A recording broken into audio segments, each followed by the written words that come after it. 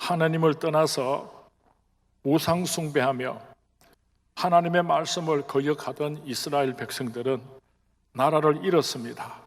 바벨론의 포로가 되어서 70년이라고 하는 세월을 죽지 못해서 살았습니다. 하나님께서는 이스라엘 백성들에게 긍휼을 베풀어 주셔서 페르시아 왕 고레스를 통해서 이스라엘 백성들을 자유하게 하셨습니다. 그리고 이스라엘 백성들이 다시 유대 땅으로 돌아와서 무너진 예루살렘 성전을 다시 지을 것을 말씀하셨습니다. 포로 생활에서 돌아온 이스라엘 백성들이 가장 먼저 한 일은 폐허가 된 예루살렘 성전을 재건하는 일이었습니다. 이스라엘 백성들에게 있어서 성전이 가지는 의미는 참으로 중요했습니다. 그 성전에서 하나님을 만났습니다. 그 성전에서 하나님의 축복을 받았습니다. 그 성전에서 하나님께서 이스라엘 백성들과 깊은 사랑의 교제를 나누시는 곳이었습니다. 그래서 이스라엘 백성들은 제일 먼저 온 백성들이 마음을 모아서 예루살렘 성전을 재건하기 시작했습니다. 그런데 이스라엘 사람들과 결혼해서 이스라엘 사람들의 정통성을 잃어버린 사마리아 사람들과 결혼을 해서 이스라엘 백성으로서 정통성을 잃어버린 사마리아 사람들, 너희들은 성전을 재건하는데 하나님의 집을 지을 자격이 없다, 거룩하지 못하기 때문에 너희들은 성전을 지을 수 없다. 그랬더니 이 사마리아 사람들이 불평이 대단했습니다. 성전을 건축하지 못하도록 바벨론 왕에게 탄원서를 넣고 얼마나 집요하게 방해를 했던지 14년 동안 이스라엘 백성들은 예루살렘 성전을 재건하지 못하고 오랜 시간을 보내고 말았습니다. 긴 세월이 지나가는 동안에 이스라엘 백성들은 좌절하고 실망을 하고 이제 우리 힘으로는 도저히 성전을 재건할 수 없다고 하는 절망감에 빠져 있었을 때에 오늘 성경 말씀을 하나님께서는 스가랴 선지자를 통하여서 이스라엘 백성에게 주신 말씀입니다. 여호와께서 스룹바벨에게 하신 말씀이 이러하니라. 만군의 여호와께서 말씀하시되 이는 힘으로 되지 아니하고 능력으로 되지 아니하고 오직 나의 영으로 되느니라.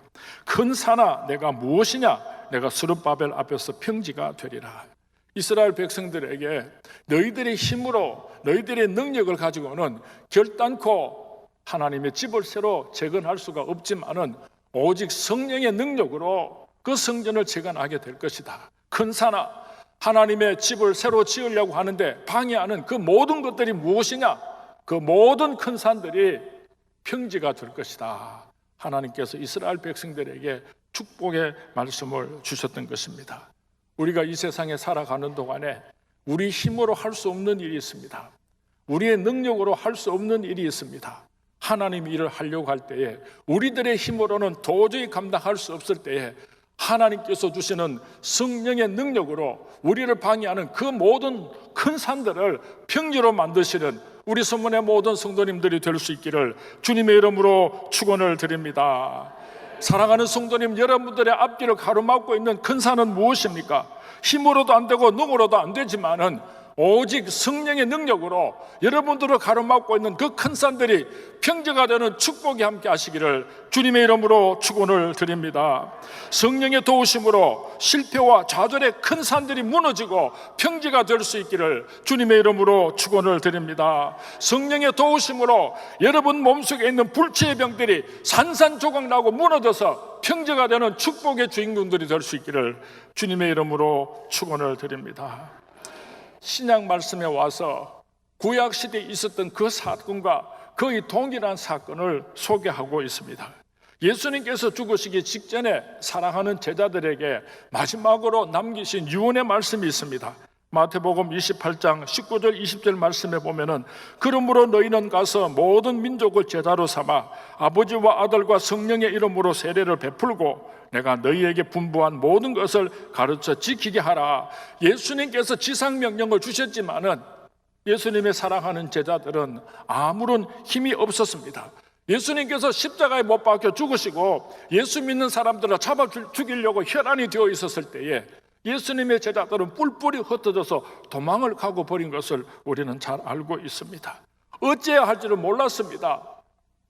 부활하신 예수님께서 다시 사랑하는 제자들에게 찾아오셨습니다.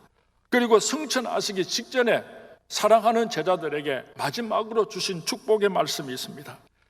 사도행전 1장 8절 말씀입니다. 오직 성령이 너희에게 임하시면 너희가 권능을 받고 예루살렘과 온 유다와 사마리아와 땅끝까지 이르러 내 복음의 증인이 되리라 하시니라. 예수님의 제자들은 자기들의 힘으로는, 자기의 능력으로는 어찌할 수가 없었지만은 성령 충만함을 받게 되면은 성령의 능력을 힘입어서 땅끝까지 이르러 복음의 증인이 될 것이라고 예수님께서 말씀하셨고 그 예언대로 이루어진 것입니다. 구약의 스가랴 4장 6절의 말씀과 신약에 와서 사도행전 1장 8절의 말씀은 짝을 이루고 있는 것입니다. 마찬가지로 오늘 저와 여러분들이 이 세상을 살아가는 동안에 어떻게 사탄 마귀의 그 집요한 공격을 물리치고 우리 신앙의 전례를 지킬 수가 있겠습니까? 주님의 몸된 교회를 위해서 우리에게 맡겨주신 거룩한 사명들이 있는데 그 사명들을 우리가 어떻게 감당할 수가 있겠습니까?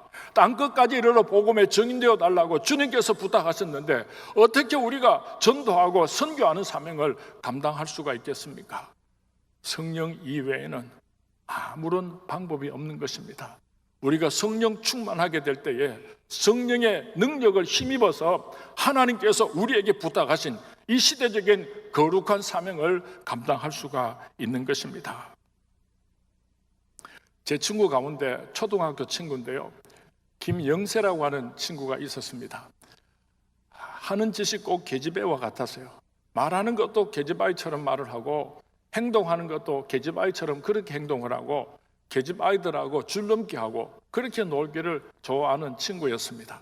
그런데 이 친구가 대학을 진학하면서 술 마시는 것을 배웠는데요, 술만 마시면 완전히 다른 사람이 되는 겁니다. 어디서 그런 힘이 나오고 어디서 그런 용기가 나오는지, 이 영세가 술이 취하게 되면은 그 옆에 있던 사람들이 엄청난 낭패를 당하는 일이 많았습니다. 술이 깨고 나서 야 영세야, 너 어저께 술 먹고 무슨 짓 했는지 알아? 그렇게 물으면은요, 몰라 생각 안 나 허허허 이래요. 술만 먹으면 완전히 딴 사람이 되는 거예요.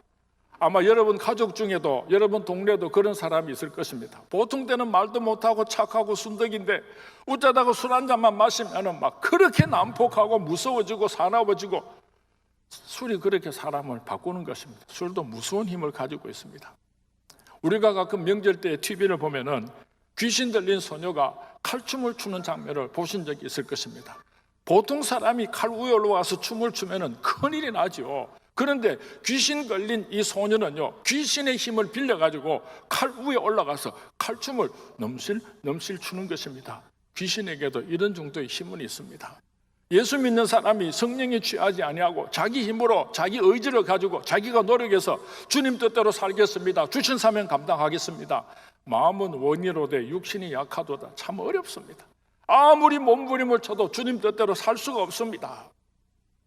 성령에 충만하게 될 때에, 성령께서 우리와 함께 하실 때에 성령의 역사하심으로 우리에게 주신 사명을 넉넉히 감당할 줄로 믿습니다. 술집에서 제일 재수 없는 사람은요, 술은 홀짝홀짝 마시는데 술에 안 취하는 사람, 재수 없는 사람입니다.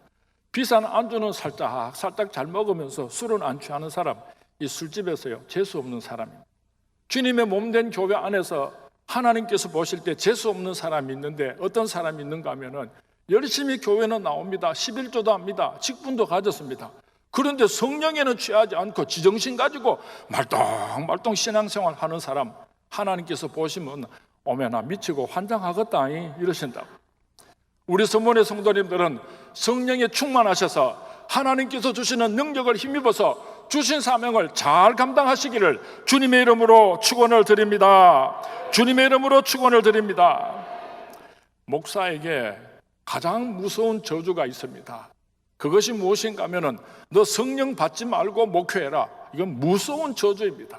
우리 성도님들에게도 성령 받지 말고 장로해라, 성령 받지 말고 권사해라, 성령 받지 말고 성가대원해라, 성령 받지 말고 교사해라. 이것은 무서운 저주인 것입니다. 우리 인간들의 힘으로는 하나님의 일을 감당할 수가 없습니다. 사탄 마귀와의 영적인 전쟁에서 싸워서 이길 수가 없습니다. 오직 성령의 능력을 힘입어서 멋진 인생의 주인공들이 될 수 있기를 주님의 이름으로 축원을 드립니다. 주님의 이름으로 축원을 드립니다. 예수님의 제자들을 한번 보시기 바랍니다. 3년 반 동안 예수님을 따라다니면서 특별 과외 수업을 받았던 사람들입니다. 예수님의 가르침을 직접 받았습니다. 예수님께서 보시는 앞에서 얼마나 수많은 기적들을 행하여 주셨습니까? 그렇게 철저하게 교육을 받았지만은 성령 충만함을 받지 못한 예수님의 제자들은 참으로 보잘것없었습니다. 초라했습니다. 성령 충만함을 받고 나서 성령의 그 능력을 힘입어서 땅끝까지 이르러 세계 복음화를 위하여서 존귀하게 쓰임받은 우리 예수님의 제자들의 삶을 한번 생각해 보았으면 좋겠습니다. 성령을 받아야 그리스도의 증인으로서 살아갈 수가 있는 것입니다. 교만하고 하나님의 말씀에 불순종하는 사울 왕을 하나님께서 버리시고 이스라엘의 두 번째 왕으로 하나님께서 다윗을 택하셨습니다. 어린 소년 다윗의 집에 하나님께서는 사무엘을 보내서 그 머리에 기름을 붓게 했습니다. 그리고 이스라엘의 두 번째 왕으로서 약속하셨습니다. 그런데 이스라엘 백성들 가운데서 다윗에 대해서 깊은 관심을 가지는 사람은 아무도 없었습니다. 다윗의 부모들도 형제들도 동네 사람들도 친척들도 저놈이 앞으로 우리 민족을 위해서 큰 일을 할 사람이겠구나, 그렇게 기대를 가져주는 사람이 한 사람도 없었습니다. 그래서 하나님께서 고민을 하셨습니다. 어떻게 하면은 이스라엘 백성들이 다윗을 이스라엘의 왕으로 생각할 수 있겠는가? 그래서 하나님께서 골리앗과 다윗이 서로 싸움을 하게 하고 소년 다윗이 골리앗을 물리치고 승리함으로 말미암아 이스라엘 백성들이 사울은 천천히요 다윗은 만만이라, 이스라엘 백성들이 앞으로 다윗이 우리 민족의 위대한 지도자가 되겠구나 하는 마음을 심어주셨던 것입니다. 여러분의 사랑하는 아들, 딸들이요, 어릴 때 성령 충만함을 받으면 하나님께서 놀라운 축복을 허락하실 줄로 믿습니다.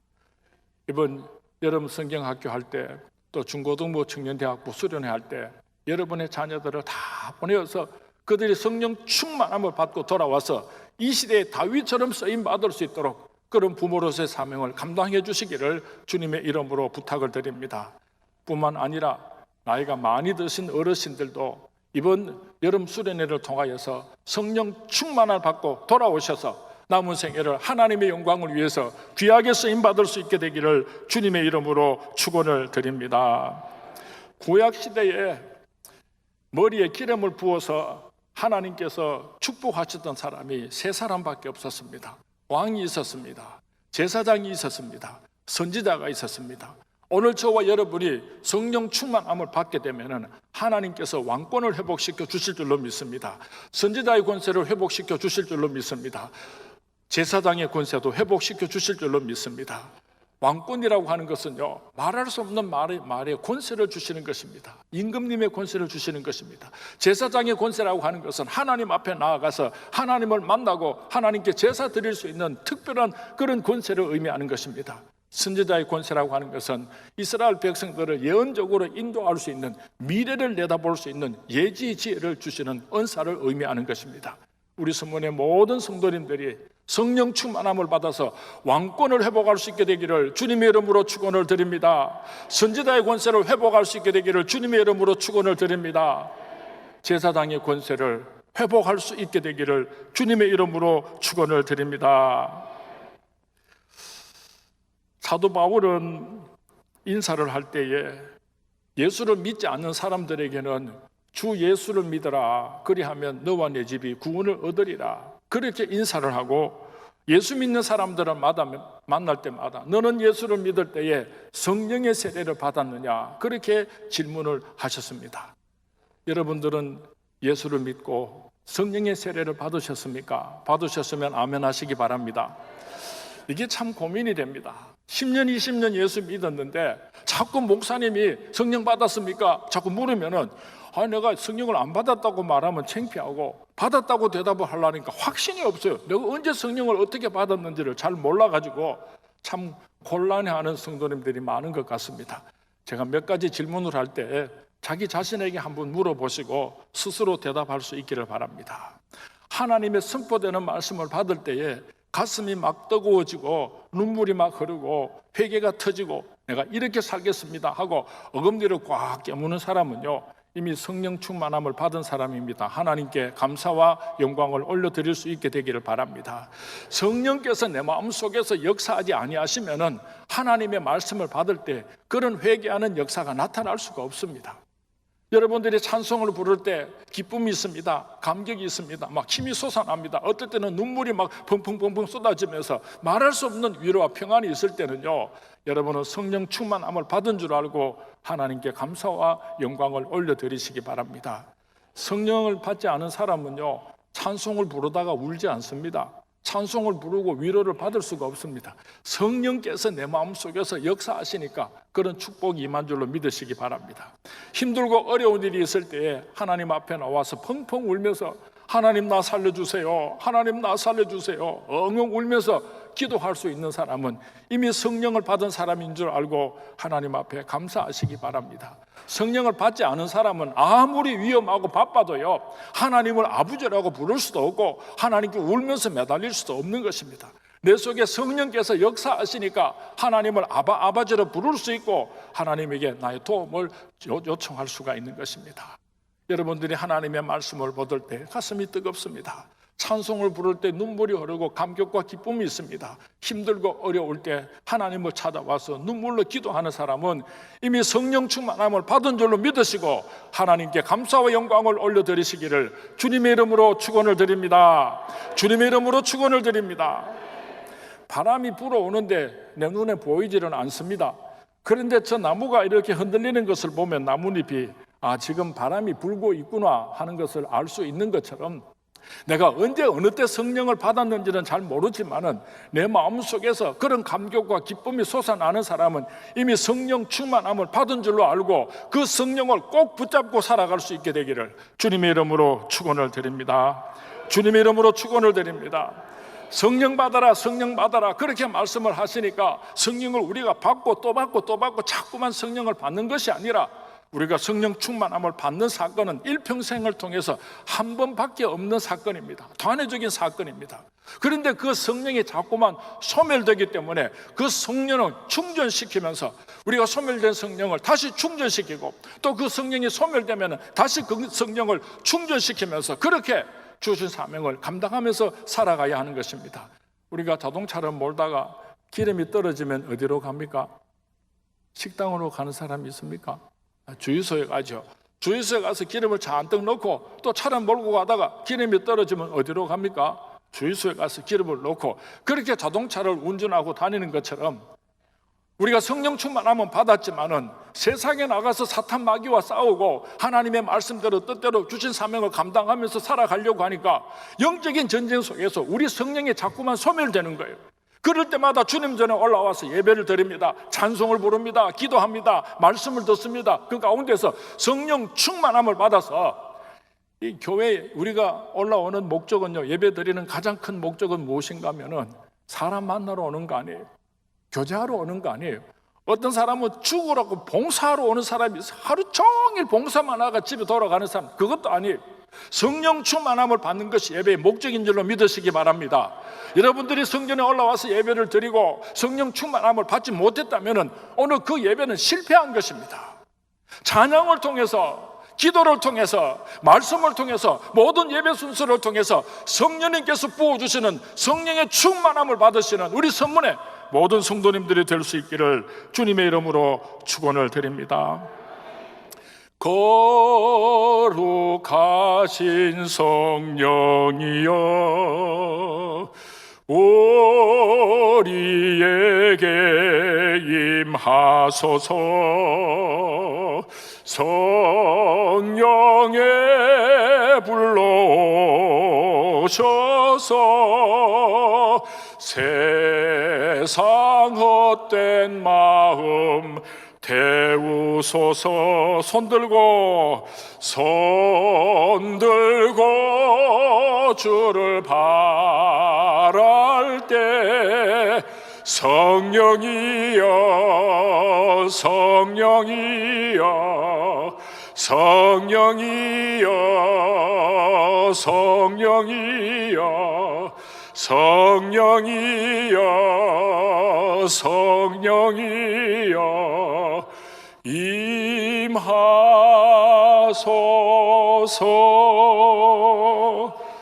성령 충만함을 받았습니다. 그런데 세상 연락 즐기고 사탄 마귀와 싸우다가 보니까 그 성령이 다 소멸이 되고 말았습니다. 이제는 성령의 능력을 힘입을 수가 없고 헐떡헐떡거리면서 겨우 목숨만 붙어있지 성령의 능력으로 살아갈 수 없을 때에 어떻게 우리가 다시 한번 성령의 충만함을 받을 수가 있는가? 예수님께서 누가복음 11장 13절에서 구하는 자에게 주시겠다고 약속했습니다. 성령을 구해라, 구하면은 주시겠다고 예수님께서 약속하셨습니다. 말씀을 들을 때 성령을 물붓듯이 부어주시겠다고 사도행전 10장 44절 45절에서 약속하셨습니다.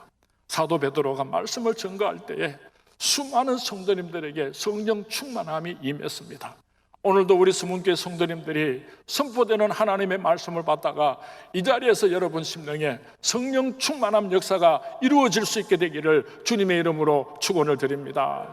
똑같이 하나님의 말씀을 들으면서도 어떤 사람은 그 심령에 성령 충만함이 채워지는 분이 있는가 하면은 어떤 사람은 맹숭한 사람도 있는 것 같아요. 여러분, 제비가 처마 밑에다가 둥지를 틀어놓고 새끼들을 치게 되면은요, 창공을 돌아다니면서 있는 대로 벌레들을 주둥이에 가득 집어넣어서 볼따구가 터지게 해가지고 그렇게 제비 새끼들 집으로 날아 들어옵니다. 그러면 제비 새끼들이 노란 주둥이를 쫙쫙 벌리면서 서로 자기 입에 넣어달라고 쫙쫙 입을 벌리는데요, 어떤 새끼는 주둥이도 벌리지도 안 하고 목을 있는 대로 옆으로 탁 트는 놈이죠. 그거는 죽을 놈이에요. 죽을 놈. 절대로 못 날아다녀. 노란 주둥이가 찢어지라고 쫙쫙 벌리면서 어미를 쳐다보면요, 그 어미가 그 입에다가 벌레들을 푹푹 집어넣죠. 오늘 하나님의 말씀이 선포될 때 그 말씀이 내 심령에 임하기를 원합니다. 오늘 선포되는 하나님의 그 말씀이 오늘 내 심령에 임하기를 원합니다. 입을 크게 벌리고 아멘 아멘 하심으로 여러분의 심령 속에 성령이 불같이 임할 수 있게 되기를 주님의 이름으로 축원을 드립니다. 주님의 이름으로 축원을 드립니다. 마가 다락방에 120명의 성도님들이 모여서 울면서 기도할 때에 성령이 불같이 임했던 것을 우리가 잘 알고 있습니다. 모여서 함께 기도할 때에 성령을 주시겠다고 약속을 했습니다. 철저하게 자복하고 회개할 때에 하나님께서 우리 죄를 다 용서해 주셨다는 증거로 우리 심령 속에 성령을 물붓듯이 부어주시겠다고 약속을 하셨습니다. 한번 생각해 보시기 바랍니다. 성령은 거룩한 것입니다. 그 거룩한 성령을 우리 심령 속에 물붓듯이 부어주고 싶은데 우리 심령이 더럽습니다. 더러운 심령에다가 하나님께서 어떻게 성령을 물붓듯이 부을 수가 있겠습니까? 우리의 심령이 구멍이 나 있습니다. 우리의 심령에 더러운 것이 담겨 있습니다. 그렇다면 하나님께서 물붓듯이 부어주고 싶어도 우리가 너무 더럽기 때문에 성령을 부어주실 수가 없는 것입니다. 하나님께서 보실 때 이 세상에 깨끗한 사람이 어디에 있겠습니까? 다 더러운 놈들입니다. 어떻게 하나님 앞에서 우리가 거룩한 성령의 축복을 담을 만한 심령이 될 수가 있겠습니까? 철저하게 자복하고 회개하고 예수 그리스도의 보혈의 피로 우리의 죄 사함을 받게 될 때에 하나님께서는 우리를 보고 거룩하다 거룩하다 하시고 그 심령에 하나님께서 성령을 물붓듯이 부어 주실 것입니다. 철저하게 자복하고 회개하고 눈물을 흘림으로 성령 충만함을 받을 수 있게 되기를 주님의 이름으로 축원을 드립니다. 예수 그리스도의 보혈을 지나지 않고서는, 예수 그리스도의 보혈을 힘입지 않고서는 우리는 결단코 우리의 죄를 용서함을 받을 수도 없고 성령의 기름 부으심도 기대할 수가 없는 것입니다. 보혈을 지나 하나님 품으로, 보혈을 지나 아버지 품으로, 보혈을 지나 하나님 품으로 한 걸음씩 나 손을 높이 들고 찬양합니다. 존귀한 주 보혈이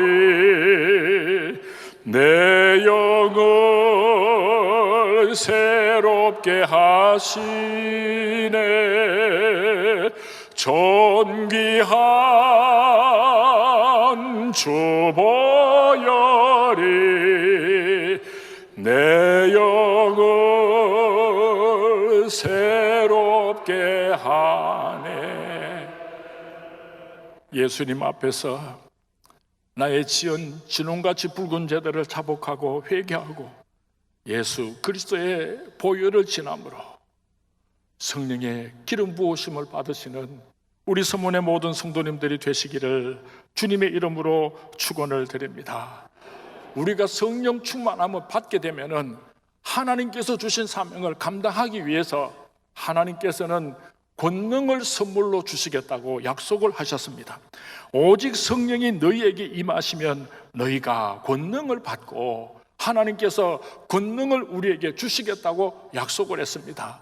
신실하신 하나님께서 선천적으로 우리에게 허락하신 귀한 달란트들이 많이 있지만은 성령 충만함을 받을 때에 하나님께서 후천적으로 또 귀한 은사를 선물로 주신다는 것을 기억할 수 있기를 바랍니다. 제가 재수를 하고 송신대학교에 입학을 했을 때 참 볼품이 없었습니다. 특별하게 잘하는 것이 아무것도 없었습니다. 하나님께서 나를 가만히 쳐다보니까 불쌍했던지요, 야 상민아, 내가 너한테 뭐 선물을 하나 주고 싶은데 무엇을 주었으면 좋을꼬? 여러분, 선물은 주는 사람 마음입니까? 받는 사람 마음입니까? 주는 사람 마음. 하나님의 마음에 내가 상민이 너한테 무엇을 은사로 선물로 주었으면 좋겠는가 하나님께서 고민하시다가 제게 찬양할 수 있는 은사를 선물로 주셨습니다. 제가 선문교에서 태어나서 자라났으니까 우리 친구들도 선후배들도 많이 계시는데 저는 찬양을 잘하는 사람이 아니었어요. 목사 아들이니까 웬만하면은 교회에서 이중창을 시키기도 하고 뭐 독창을 시키기도 하고 좀 특혜를 줄 수도 있는데요, 저는 그런 특혜를 받을 수가 없었어요. 제가 고등부에 다닐 때 전창수 선생님께서, 그때는 선생님이셨어요. 집사님이 아니시고, 전창수 선생님께서 우리 고등부 학생들을, 성가들을 지휘를 하셨는데 여름 방학이 되면 한 달 동안 매일처럼 교회에 모여가지고 찬양 연습을 합니다. 발표를 하려고. 내일이면 찬양 발표를 하는데 그 전날 전창수 선생님이 나를 부르는 거예요.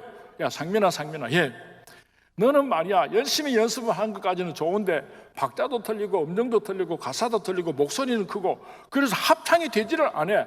그러니까 너는 내일 찬양 발표할 때 하지 말고 피스 정리만 해요. 그래서 제가 찬양 발표를 하지는 못하고요, 피스 정리만 한 적이 있다니까요. 웬만하면 목사 아들인데 좀 봐줬을 텐데요, 참다가 안 되니까 너 피스 정리만 해. 그랬던 사람이 어떻게 제가 성악을 전공하고 잘은 모르지만은 대한민국에서 설교는 잘 모르지만 찬양은 제일 잘하는 목사라고 그렇게 소문이 났어요. 믿으시면 아멘 하시기 바랍니다. 요즘에 최승원 교수님하고 둘이 만나가지고 우리 음악회 할 것을 의논을 했습니다.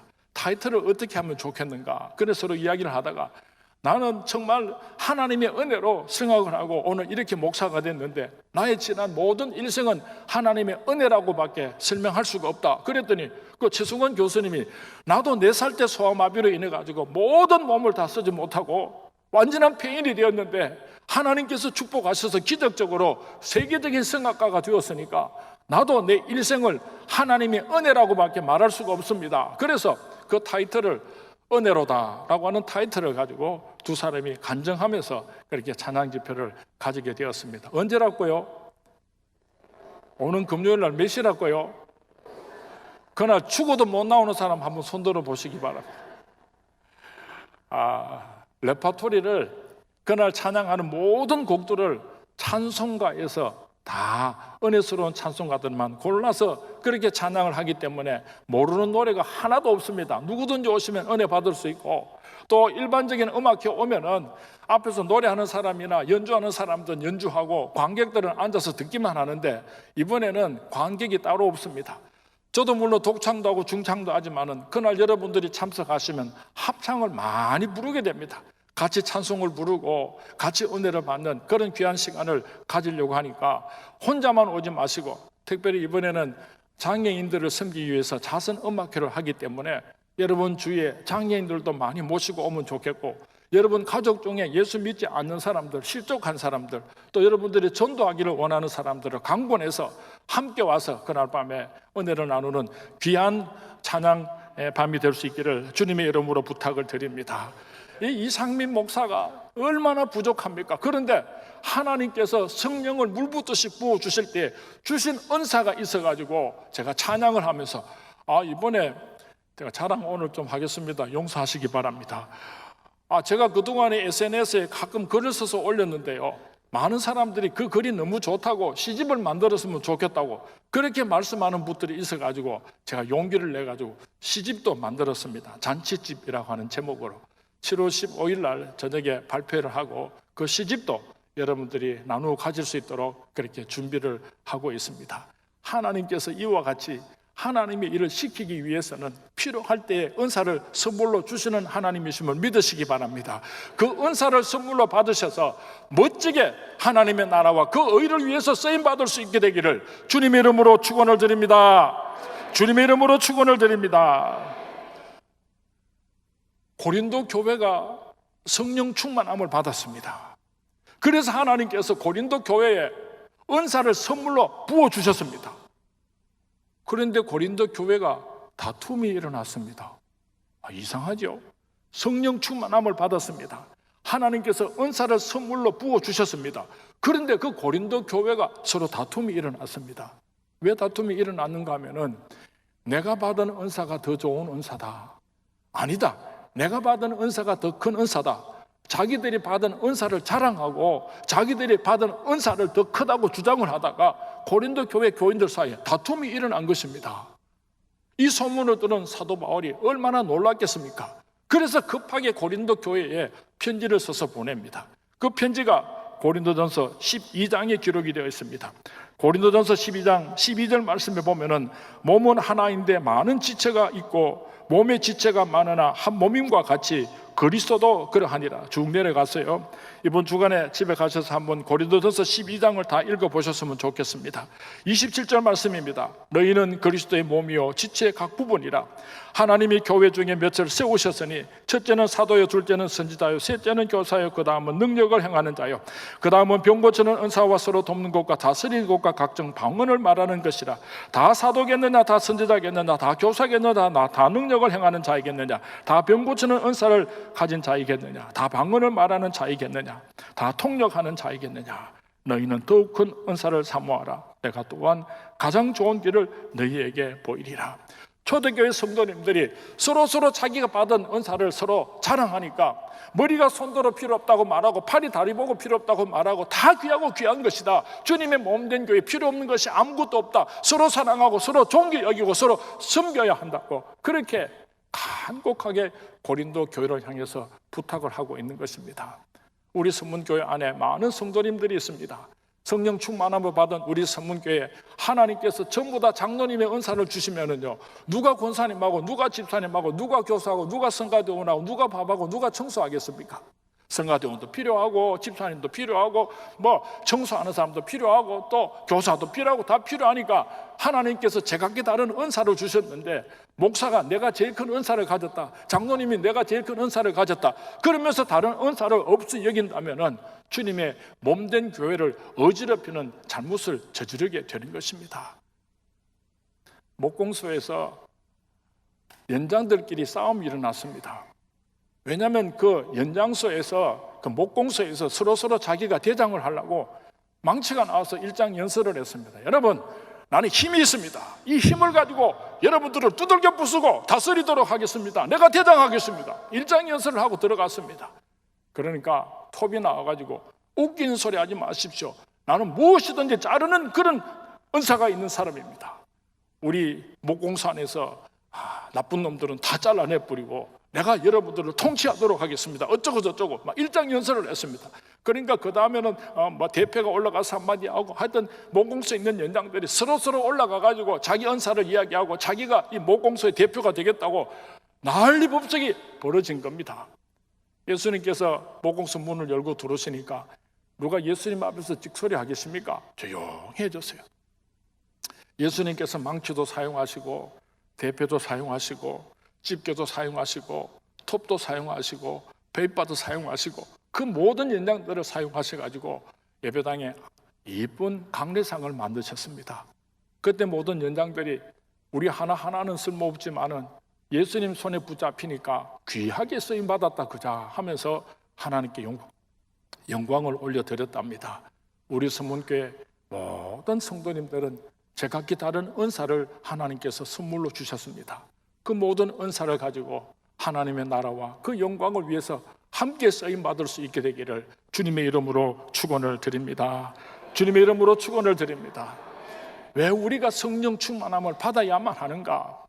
어떻게 하면 성령 충만함을 받을 수가 있는가? 우리가 성령 충만함을 받으면 하나님께서 어떤 은사들을 선물로 주시는가에 대해서 말씀을 드렸습니다. 주님 오실 때가 가까운 이때에 사탄 마귀는 우는 사자와 같이 우리를 삼키려고 두루 찾아다닙니다. 어떻게 사탄 마귀와의 영적인 전쟁에서 승리할 수 있겠습니까? 성령 충만함 이외에는 다른 방법이 없습니다. 살인자요, 핍박자요, 회방자와 같은 나를 충성되이 여기시고 주님의 몸된 교회 귀한 직분자로 세워주셨습니다. 어떻게 이 사명을 잘 감당할 수가 있겠습니까? 성령 충만함을 받지 않고서는 결단코 이 사명을 감당할 수가 없습니다. 사람의 능력으로나 사람의 힘으로 하나님께서 주신 사명을 감당하려고 하면 불평밖에 나오지 않습니다. 사람 냄새가 날 수밖에 없습니다. 오직 성령의 힘으로 주신 사명을 잘 감당하시는 우리 성문의 모든 성도님들이 되시기를 주님의 이름으로 축원을 드립니다. 땅끝까지 이르러 복음의 증인 되어달라고 주님께서 부탁하셨는데 어떻게 우리가 전도와 선교의 사명을 감당할 수가 있겠습니까? 우리의 힘으로는 불가능합니다. 오직 성령의 능력을 힘입어서 땅끝까지 이르러 복음의 증인되는 우리 서문교회로 귀하게 쓰임받을 수 있게 되기를 주님의 이름으로 축원을 드립니다. 주님의 이름으로 축원을 드립니다.